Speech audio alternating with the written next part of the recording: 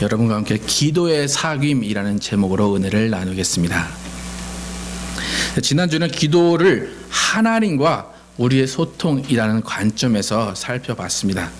하나님과 우리의 소통은 하나님이 주신 은혜로 이루어지는 것이고, 그 은혜의 깊이가 깊어지면 깊어질수록 하나님과의 사귐도 깊어지고, 또 하나님과의 소통은 기도의 은혜 가운데 우리에게 주어진다라고 지난주에 살펴봤습니다. 오늘은 하나님과의 사귐이 아닌 사람들과의 기도로서의 사귐에 대해서 한번 살펴보겠습니다. 자, 우리가 은혜 가운데서 하나님을 뵐 수 있는 영혼의 눈을 항상 뜨고 항상 깨어서 하나님께 기도하고 하나님과 소통하듯이, 혈육의 피로 맺어진 가족들, 그리고 예수의 피로 맺어진 한 성령 안에서의 가족들, 믿음의 사람들과도 기도로서 친밀한 사귐 또 소통이 있어야 한다는 것입니다. 더 나아가서 하나님을 믿지 않는, 아직 믿지 않는 자들과도 기도로서 사귐, 기도로서 소통을 해야 되는 것입니다. 제가 이제 몇 달 전에 새로 나온 찬양 한 가지를 들으면서 이런 가사를 어떻게 썼을까 하면서 감탄하면서 들은 적이 있었는데, 그 제목이 뭐냐면 영원한 사귐입니다. 혹시 아시나요? 영원한 사귐. 가사는 정말 간단합니다. 그런데 그 가사에 담겨있는 감격은 참 엄청난 것을 느낄 수가 있었어요. 제가 한번 가사를 읽어드리겠습니다. 성령이여 우리를 예수께로, 예수여 우리를 아버지께로, 아버지 우리를 예수께로, 예수여 우리를 성령께로 인도하소서. 그 친밀한 사랑으로 인도하소서. 그 영원한 사귐으로. 여러분 어떻습니까? 가사가 좀 마음에 와 닿습니까? 아니면 좀 어려운 것 같습니까? 어떻게 보면 어려운 신학적인 삼위일체를 다루고 있다고 할 수 있지만, 우리가 예수를 믿고 아버지를 알고 성령이 우리 안에 거하시게 할 수 있는 것은 놀라우신 삼위일체 되신 하나님의 친밀한 사귐과 친밀한 사랑이 있었기 때문에, 그 영원한 사귐에 의해서 우리가 하나님 아버지를 알고 예수를 믿고 성령이 우리 안에 거하심을 알게 되었다는 거예요. 삼위 하나님은 완전한 소통을 이루셨고, 완전한 질서를 이루셨고, 완전한 화합을 하셨기 때문에 우리에게 구원의 역사가 이루어졌다는 것입니다. 그러니까 우리는 비록 육신은 이 세상에 살고 있지만 영혼이 살아난 영의 사람입니다. 여러분 영의 사람이라고 믿으십니까? 네. 영의 사람인데 교회에 다 들어왔다고 해서 영의 사람은 아닙니다. 아직도 교회 안에는 육의 사람으로, 또 육의 생각을 하고 육의 안목과 정욕을 따라서 사는 사람들도 많이 있습니다. 아마도 교회의 비율을 보면 영의 사람보다는 육의 사람인 사람들이 많을 수도 있을 것 같아요. 또 교회 안에서, 그리고 예수 안에서 우리는 많은 관계를 이루어갑니다. 목사로서 성도로서 만나기도 하고, 또 인도자로 양육자로, 또 성도와 성도로서 만나는 여러 가지 관계들이 이루어지는데, 교회 안에서의 모든 관계들, 모든 사귐은 영적인 관계가 이루어져야 됩니다. 그러니까 세상적으로 보면 인간적으로 친해져야지만 그 다음에 영적으로 친해질 것 같은 그런 생각을 할 수 있어요. 사실 인간적으로 친해지는 것도 중요합니다.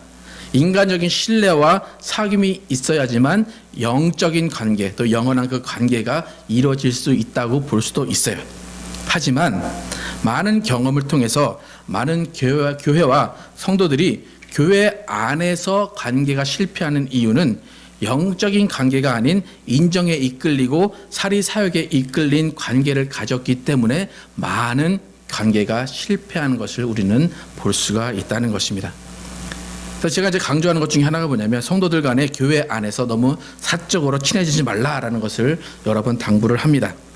그러니까 오늘은 못 보면 못 살 것 같이 막 그렇게 친하게 지내고 깔깔대고 막 그렇게 웃으면서 이야기하다가도 하루아침에 냉담한 사이로 변하게 되면 교회를 나올 수도 없고 안 나올 수도 없는 그런 애매한 사이가 되는 것을 수도 없이 많이 봤습니다. 그래서 교회에서 너무 친한 사이는 시한폭탄을 담고 있는 거나 마찬가지예요. 언젠가 터져버리면 걷잡을 수 없는 문제가 발생한다라는 것입니다. 그렇기 때문에 우리는 교회 안에서 어떠한 관계를 가져야 하는가 항상 생각을 해야 된다라는 거예요. 교회 안에서 우리가 세상과 교회에서의 관계를 좀 정의할 수 있는 한마디, 쉬운 한마디가 뭐냐면 주의 사랑으로 사랑합니다 라는 말이에요. 그러니까 주의 사랑을 빼버리면 그것은 세상의 관계와 똑같아요. 그러니까 주의 사랑으로 사랑합니다 이 말에는 여러 가지 뜻이 담겨 있는데, 첫째는 뭐냐면 예수님이 나를 사랑하셨기 때문에 나도 당신을 사랑합니다. 두 번째 의미는 주님도 당신을 사랑하기 때문에 나도 당신을 사랑합니다. 세 번째는 나 같은 사람도 주님이 사랑하셨는데 내가 누군들 사랑하지 못하겠습니까? 라는 의미가 주의 사랑으로 사랑합니다 라는 말에 담겨 있습니다. 그렇기 때문에 교회 안에서는 주의 사랑으로 사랑하고 주의 사랑으로 이해하고 주의 사랑으로 감싸주는 관계가 있어야 되는 것입니다. 그게 아니라 인간적으로 했다가는 여러분 여기 같이 모여서 예배드릴 사람 아무도 없다라는 것입니다. 이렇게 교회라는 것은 사람과 사람 1대1의 직접적인 관계가 아니라 그 1대1의 관계 가운데 그 사이에 예수님과 성령님과 아버지가 계시는 관계를 이루어 나갈 때 교회에서 건강한 성도의 관계를 이루어 나갈 수 있다는 것입니다. 조금 전에 영원한 사귐이라는 찬양의 가사에서도 볼 수 있듯이 정말 오묘하게 우리가 예수님을 만날 때 그 사이에 성령님이 계시고, 우리가 성령님을 만나려고 할 때 그 사이에 예수님이 계시고, 우리가 아버지를 만나려고 할 때 그 사이에 예수님이 계신 것과 마찬가지로 영적인 사람들과의 관계에서는 올바른 관계라고 하면 그 우리의 사이에, 영적인 사람들의 사이에 성령이 계시고 예수가 계시고 아버지가 계셔야 된다라는 것입니다. 그러니까 교회 안에서 삼위 하나님이 계시지 않은 관계는 세상의 관계와 똑같다고 말할 수밖에 없다라는 거예요. 그래서 교회 안에서 갈등을 일으키시는 분들을 잘 보면, 그 관계를 잘 들어보면 그 사이에는 예수님과 아버지와 성령이 안 계심을 알 수가 있습니다. 그러니까 아무 일 없이, 교회에 아무 일 없을 때는 집사님, 장로님, 목사님 하면서 잘 친하게 지냅니다. 꼭 예수를 사이에 둔 것 같고 성령을 사이에 둔 것 같이 지냅니다. 그런데 조금 서운하거나 관계가 조금 뒤틀리거나 서로 마음이 맞지 않으면 그 다음부터 어떻게 됩니까? 삿뜨질하면서 야로 변해버립니다. 너 나가, 야, 그렇게 변해버립니다. 그러니까 하루아침에 집사님, 목사님, 장로님에서 야로 변해버리는 관계를 이룹니다. 그것은 왜 그러냐면 그 영적인 사람의 관계, 영적인 관계를 무시하면서 그 안에 계신 하나님과 성령님과 예수님을 보지 못하기 때문에 이전에는 영적인 관계였던 것 같지만 하루아침에 야로 변해버리는 세상의 관계가 되어버린다는 거예요. 그러니까 자기가 마음이 좋을 때는 집사님, 목사님, 장로님 하다가 자기가 마음이 안 좋을 때는 다른 호칭을 부르고 다른 관계를 맺으려고 한다라는 것입니다. 이렇게 오락가락하는 사람들은 영적인 관계를 모르고 영적인 사귐을 모르고 있다는 거예요. 우리는 구원받은 사람들입니다. 그리고 우리는 영혼이 거듭난 본 어게인 한 사람들입니다. 그리고 그렇게 거듭난 사람들이 모인 곳이 교회라고 한다면 우리에게는 인간적인 교제보다 더 귀한 영적인 교제가 살아 있어야 한다라는 것입니다. 그리고 그 영적인 사귐, 또 영적인 교제의 상당한 부분을 차지하는 것이 바로 기도라는 것입니다. 그 기도의 사귐으로 영적인 교제가 이루어지고 기도의 사귐으로 우리가 영적인 나눔을 가질 수 있다라는 거예요. 사람들을 만나서 이렇게 대화하고 친밀해지듯이 영적인 대화로 소통하고 영적인 대화로 우리가 나눔을 가질 때에 예수님과 성령님과 아버지 안에서 온전한 성도의 교제, 성도의 소통을 이루어갈 수 있다라는 것입니다. 오늘 본문을 보면 오늘 본문의 저자 바울은 지금 감옥에 있습니다. 그리고 눈이 보이지 않는 상황에서 힘과 정성을 다해서 자필로 천천히 한자 한자 골로새에게 편지를 보내고 있습니다. 이 편지는 이제 골로새 교인들이 읽을 거죠. 하지만 이 편지를 쓰고 있기 전에 바울은 이미 골로새 교인들과 영적인 소통을 하고 있었고 영적인 사귐을 가지고 있었다는 것을 우리가 알 수가 있습니다. 오늘 보면 3절을 보면 우리가 너희를 위하여 기도할 때마다 하나님 곧 우리 주 예수 그리스도의 아버지께 감사하노라 라고 말해요. 편지는 지금 쓰고 있습니다. 그런데 그 전에 이미 바울은 골로새 교회를 위해서 기도하고 있었다라고 말하고 있습니다. 근데 한 번이라고 기도하나요? 한 번이라고 말하나요? 아니죠. 기도할 때마다 지속적으로 여러 번 골로새 교회를 위해 기도했다고 말하고 있습니다. 그리고 기도할 때마다 하나님 아버지께 감사했다라고 말해요. 바울이 감사하는 이유는 그들이 잘 먹고 잘 살고 있어서가 아니에요. 그들이 아무 일 없이 편안하게 지내고 있었기 때문이 아니다라는 거예요. 아마도 그들은 육신의 위협을 당하고 있고 그들의 생활은 어려웠을 것입니다.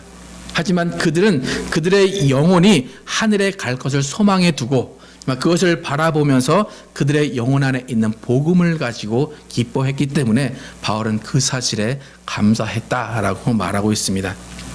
바울이 할 때마다 감사했던 이유를 4절에서 6절에 말하고 있는데 함께 4절에서 6절을 함께 한번 읽어보겠습니다. 골로새서 1장 4절에서 6절 함께 읽겠습니다. 시작. 이는 그리스도 예수 안에 너희의 믿음과 모든 성도에 대한 사랑을 들음이요 너희를 위하여 하늘에 쌓아둔 소망을 인함이니 곧 너희가 전에 복음 진리의 말씀을 들은 것이라.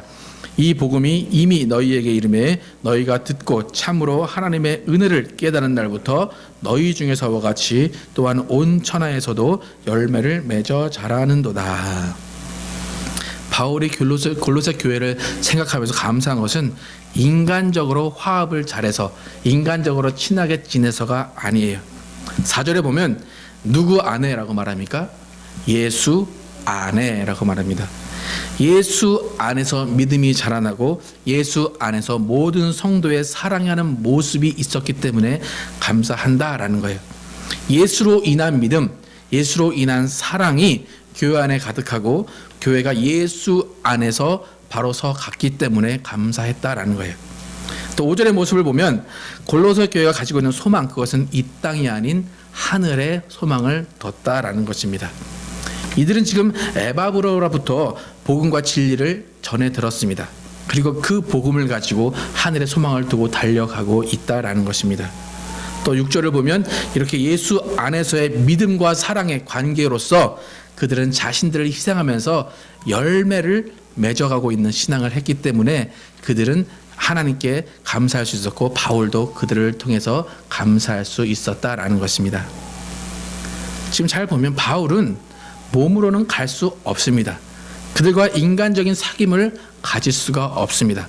하지만 그들을 생각하면서 기도하는 그 시간에 골로새 교회와 영적인 소통을 할 수 있었고 바울의 기도는 그들에게 격려를 할 수 있었고 힘을 줄 수 있는 소통이 되었다라는 것입니다.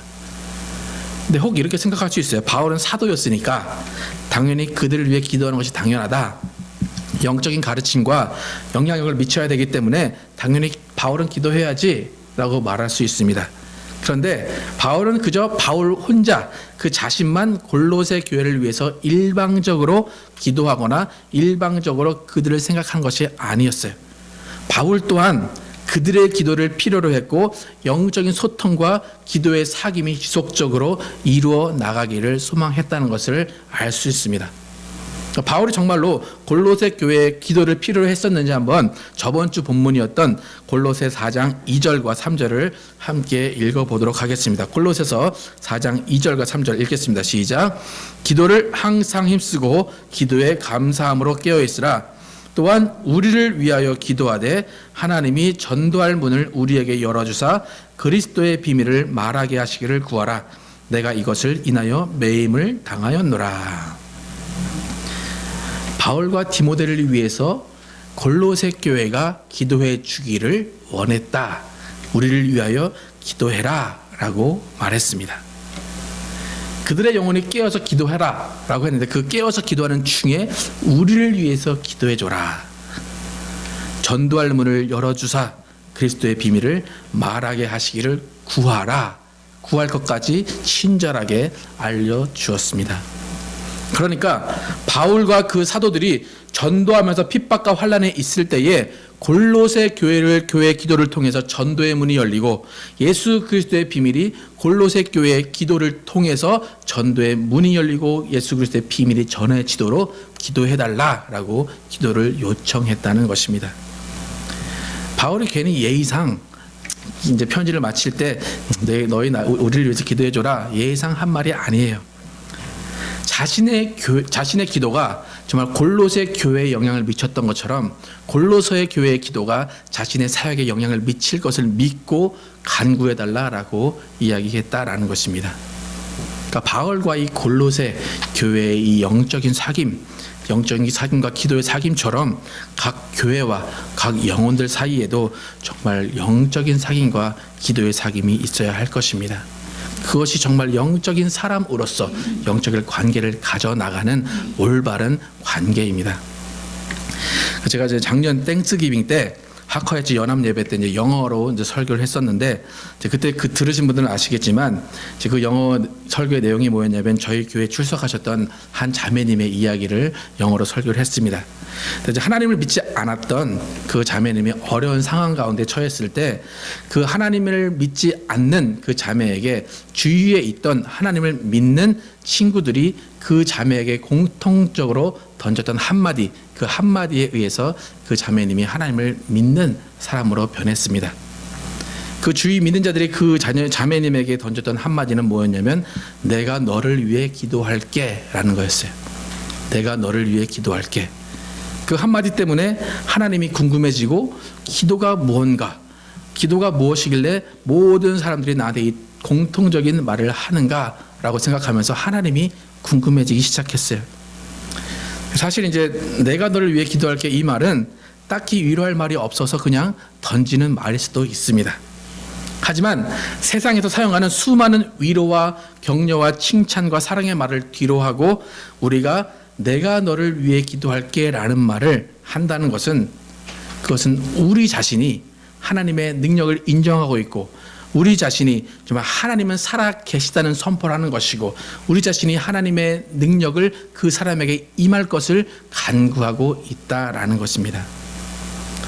하나님을 모르는 사람들에게 내가 너를 위해 기도할게 이 말은 정말 하나님이 들으시기에 네가 나를 인정하는구나, 네가 나를 일하게 하는구나 라고 들을 수밖에 없다라는 거예요. 여러분, 만약 여러분의 아들과 딸이 친구들을 데리고 옵니다. 그래서 친구들을 데리고 와서 아빠 엄마한테 아빠 엄마 내 친구들 맛있는 거 좀 사줘 라고 하면 수중에 돈이 없어도 빌려서라도 그 친구들을 먹이고 싶은 것이 부모의 마음입니다. 우리 하나님도 마찬가지입니다. 우리의 아버지십니다. 그래서 내가 너를 위해 기도할게 라고 하나님께 나아가자 하면 하나님은 그 친구를 도우실 수밖에 없다라는 거예요. 왜요? 자녀가 그렇게 당당하게 요구하기 때문이라는 거예요. 우리는 하나님의 자녀로서 하나님께 당당하게 요구할 수 있어요. 내 친구 하나님께 맡깁니다. 하나님께서 알아서 해주십시오 라고 당당하게 요구할 수 있다라는 거예요. 만약에 여러분의 자녀가 너무 똑똑하거나 너무 엄마 아빠를 배려해서 미리 짐작하고 우리 아빠는 돈이 없어서 내 친구들 맛있는 거 못 사줘, 그리고 친구들도 데리고 오지 않고 아빠가 있는데 친구들을 이렇게 몰래 스쳐간다면 여러분 어떤 생각이 드실 것 같습니까? 우리 아버지는 우리가 친구들을 많이 데려와도 아버지는 환영하시는 분이십니다. 그래, 내가 기도 들어줄게, 네가 저 친구를 위해 기도하는 그 기도 다 들어줄게 라고 하시는 분이에요. 여러분, 신앙생활을 해오시면서 어려운 가운데 있거나 위로가 필요한 예수 믿지 않는 사람들 혹은 예수 믿는 사람들에게 내가 너를 위해 기도할게 이 한마디를 진정으로 전해주고 그 사람을 위해서 진정으로 간절하게 기도해 준 적이 있으신가 한번 생각해 보시기 바랍니다. 내가 너를 위해 기도할게 이 한마디는 우리의 믿음의 담대함을 그에게 전해주는 것이에요. 내가 너를 위해 기도할게 한다고 해서 우리가 할 수 있는 것은 아무것도 없어요. 네. 하지만 내 안에 있는 하나님께서 너를 위해 역사하실 거야 라는 담대함을 선포하는 것이다 라는 거예요. 만약에 하나님을 믿는 것을 창피하거나 하나님의 능력과 힘을 모르는 사람은 절대로 내가 너를 위해 기도할게 라는 말을 진심으로 할 수가 없다라는 것입니다. 기도는 우리의 일이지만 그 기도를 이루시는 분은 하나님 아버지십니다. 여러분, 하나님께 부담을 좀 많이 드리세요. 여러분, 하나님께 얼마나 좀 부담을 드리십니까? 하나님 너무 생각하지 마세요, 여러분. 너무 하나님 생각해서 하나님 부담스러우실 거예요. 내가 해야지. 내가 해야지. 아니요, 여러분, 하나님께 부담을 드리시기 바랍니다. 그게 아버지의 일입니다. 그게 아버지의 보람 아니겠습니까? 아버지는 자녀를 위해서 열심히 일하는 사람입니다. 인정하지 않으려고 해도 아버지는 자녀를 위해서 열심히 일하는 사람입니다. 자녀를 낳아놓고도 열심히 일하지 않는 아버지는 좋은 아버지가 아닙니다. 우리 하나님은 좋으신 하나님입니다. 우리 하나님은 좋으신 아버지입니다. 그러니까 좋으신 아버지가 자녀를 위해 일하시게 여러분 기도하시기 바랍니다.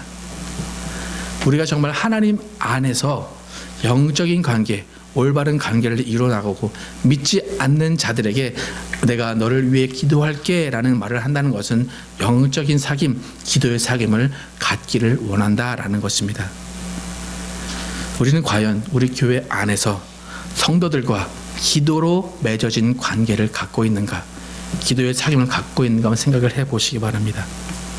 또 여러분이 주위에 있는 세상 사람들과 인간적인 사귐보다 귀중한 기도의 사귐을 가지고 있는가 한번 생각해 보시기 바랍니다. 그래서 우리 교회 안에는 인간적인 친함보다 기도의 사귐이 충만한 교회가 되기를 축원합니다. 돈을 빌려주고 빌려받는 관계가 아니라 기도의 빚을 지고 사랑의 빚을 주고받는 그런 교회가 되기를 축원합니다. 여러분 마음에 좋아하는 사람이 있다면 그 사람을 위해서 기도해 주시기 바랍니다. 또 미워하는 사람이 있다면 더욱더 그들의 영혼을 위해서 기도해 주시기 바랍니다.